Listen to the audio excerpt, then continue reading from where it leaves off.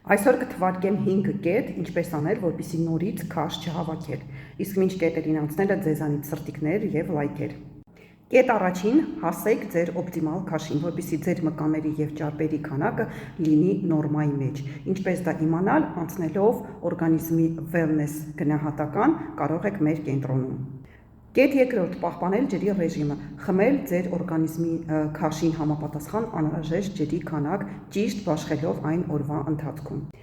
Կետ երրորդ, իհարկե բաց չթողնել նախաճաշը, դա ամենակարևոր սննդի ընդունման ժամն է, սակայն այն պետք է լինի ճիշտ բալանսավորված ըստ սպիտակուցների, ածխաջրերի և ճարպերի։ Կետ չորրորդ, հետևեք ձեր քնի ռեժիմին և ֆիզիկական ակտիվությանը, եղեք ակտիվ օրվա ընթացքում, հնարավորինս շատ քայլեք ոտքով և իհարկե փորձեք քնել մինչև երեկոյան ժամը 24:00-ն։ Եվ 5-րդ կետ, եթե դուք հասել եք ձեր օպտիմալ քաշին, դուք կարող եք ձեզ թույլ տալ ավելանալ 1-ից մինչև 2 կիլո և դա նորմալ է։ Դրանից հետո, երբ զգում եք, որ արդեն անցնում եք սահմանը 2 կիլոյի, կանգ եք առնում և նորից հետ եք վերադառնում ձեր ճիշտ ռեժիմին։ Իսկ եթե դուք դեռ ունեք ավելնորդ կիլոգրամներ, գրեք ինձ, ստացեք խորհրդատվություն և ես ձեզ համար կկազմեմ անհատական նիհարելու ծրագիր։